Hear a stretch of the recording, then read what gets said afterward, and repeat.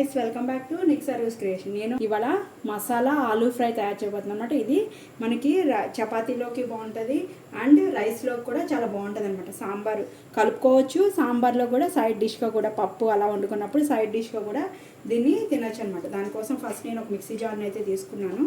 అందులో ఒక 4 స్పూన్స్ ధనియాలు వేసుకోవాలన్నమాట.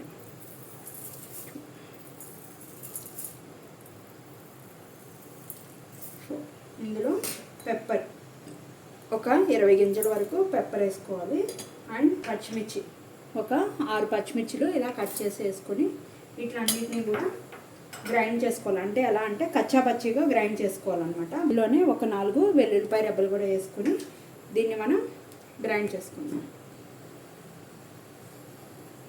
ఈ విధంగా అయితే గ్రైండ్ చేసుకోవాలన్నమాట. దీన్ని పక్కన పెట్టేసుకుందాం. ఇప్పుడు ఒక బాండీ పెట్టుకొని నేను ఒక బాండీ పెట్టేసుకున్నాను కదా, గ్యాస్ వెలిగించుకుంటున్నాను. కొని ఒక 5 స్పూన్స్ ఆయిల్ అయితే యాడ్ చేసుకోవాలి. ఇందులో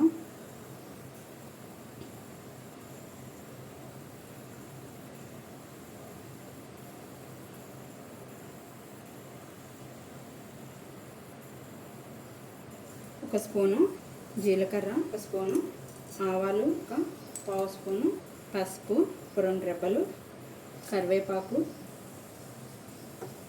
ఇందులో ఒక 2 స్పూన్స్ సాల్ట్ టేస్ట్కి సరిపడనమాట. 2 వేస్తున్నాను. తర్వాత టేస్ట్ చూసుకుని అడ్జస్ట్ చేసుకున్నాం. ఒక స్పూను కారం.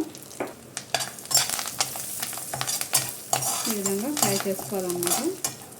చేసుకున్న తర్వాత ఇందులో మనం గ్రైండ్ చేసుకుని పెట్టుకున్నాం కదా ధనియాలు, పచ్చిమిర్చి, వెల్లుల్లిపాయ, అది కూడా ఇందులో యాడ్ చేసేసుకోవాలి.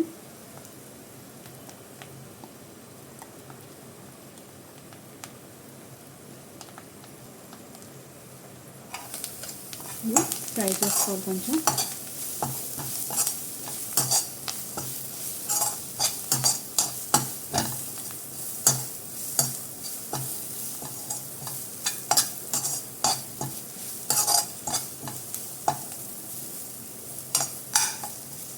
ఇలా ఫ్రై చేసుకున్న తర్వాత మనం ఆలూని బాయిల్ చేసుకోవాలి.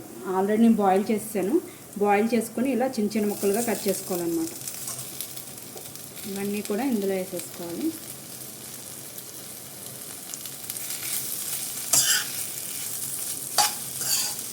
వేసుకొని మొత్తం కూడా దీనికి పట్టేలాగా కలుపుకోవాలి.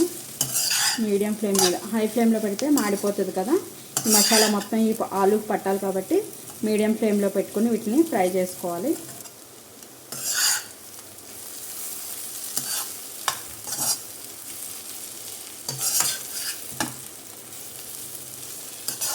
ఇలా మధ్య మధ్యలో కలుపుకుంటూ ఉండాలన్నమాట. ఇప్పుడు సన్నగా కడిగి కట్ చేసుకున్న కొత్తిమీర కూడా యాడ్ చేసుకోవాలి.